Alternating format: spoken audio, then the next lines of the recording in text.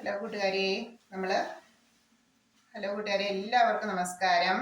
നമ്മളിന്ന് 4 മണി പലഹാരമായിട്ടുള്ള കോഴിക്കോട്ടയാണ് എടുക്കുന്നത്. അത് നമ്മളിങ്ങനെ ഒരു ബോൾ എടുത്ത് രണ്ട് പരത്തിയിട്ട് ഇതുപോലെ ഇത്തിരി കട്ടിയിൽ ഒരു അട പോലെ നമ്മൾ കയ്യിൽ വെച്ച് പരത്തി എടുക്കുന്നു. അതിലേക്ക് നമ്മുടെ ഫില്ലിങ്സ് ആയിട്ടുള്ള ശർക്കരയും തേങ്ങയും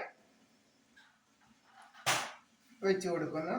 എന്നിട്ട് 4 സൈഡും കൂടെ മടക്കി ഇങ്ങനെ യോജിപ്പിച്ചെടുക്കുന്നു. അതൊന്ന് വീണ്ടും ഒന്നുകൂടെ നന്നായിട്ട്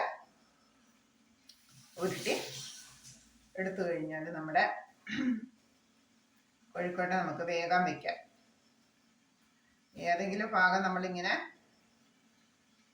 ഫില്ല് ചെയ്ത് നമ്മളിങ്ങനെ റെഡി ആക്കുമ്പോഴത്തേക്കും വിട്ടു പോയിട്ടുണ്ട്. 2 സൈഡിൽ നിന്നും കൈകൊണ്ട് ഇങ്ങനെ മാവിങ്ങനെ ചേർത്ത് വെച്ച് കൊടുത്താൽ മതി, റെഡിയായി കിട്ടും. ഉണ്ടോ? ഡയറക്റ്റ് ഞാനങ്ങ് വെച്ച് കൊടുക്കുമ്പോൾ പെട്ടെന്ന് ഉരുട്ടി തീരുമ്പോഴത്തേക്കും വെന്ത് കിട്ടൂല എന്ന് വിചാരിച്ചിട്ടാണേ.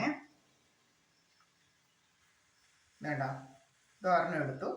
ഇതുപോലെ ലേശം കട്ടിയിൽ നമ്മളിങ്ങനെ അടയാക്കാവുള്ളൂ. അല്ലെങ്കിൽ നമ്മൾ പരത്തിയിട്ട് നമ്മൾ ഫില്ലിങ്സ് വെച്ചിട്ട് നമ്മൾ ചേർത്ത് കൊടുക്കുമ്പോഴത്തേക്കും വിട്ട് പോകും. ഉണ്ടോ?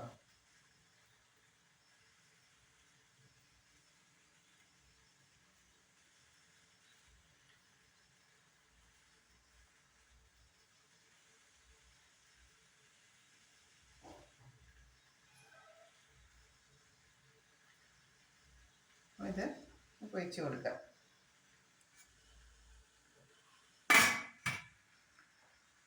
ഹലോ കൂട്ടുകാരെ, നമ്മൾ അരിപ്പൊടി കുഴച്ചെടുത്തിട്ടുള്ള നമ്മൾ ചൂടുവെള്ളം ഉപ്പ് നീരും കൊണ്ട് ഒഴിച്ച് കുഴച്ചെടുത്തിട്ടുള്ള നല്ല സോഫ്റ്റ് ഇതുപോലെ കുഴച്ചെടുക്കണം. നമ്മുടെ കയ്യിലൊന്നും ഒട്ടില്ല. ഇങ്ങനെ കുഴച്ച് പ്രസ് ചെയ്ത് കുഴച്ചെടുക്കുന്നു. ഇത് നമുക്ക് ഇത് തന്നെ വെച്ചുകൊണ്ട് നമുക്ക് ഇലയുടെയും തയ്യാറാക്കാനായിട്ട് പറ്റും. അപ്പം നമുക്ക് 1-2 എണ്ണം ഇലയുടെ രൂപത്തിൽ തയ്യാറാക്കാം.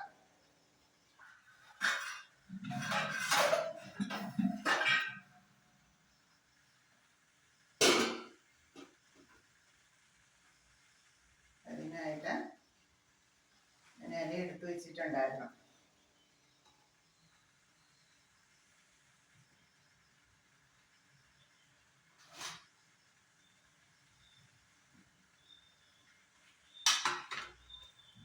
നമുക്ക് ഇലയിലേക്ക് മാവൊന്ന് പരത്തി കൊടുക്കാം.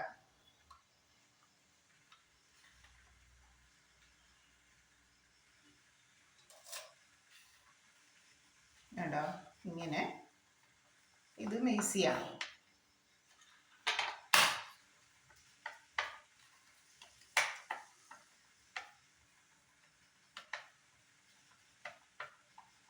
ഇങ്ങനെ നമ്മൾ പരത്തി കൊടുത്ത് നമുക്ക് ആവശ്യത്തിനുള്ള ഫില്ലിങ്സ് നമ്മൾ വെച്ച് കൊടുക്കുന്നു.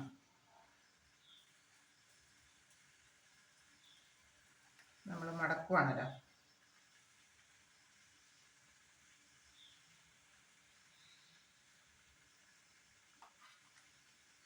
മടക്കി കഴിഞ്ഞാൽ ഈ 2 സൈഡും ഇങ്ങനെയൊന്ന് കൈ കൊണ്ട് പ്രസ് ചെയ്യുമ്പോൾ ഒട്ടിക്കിട്ടും.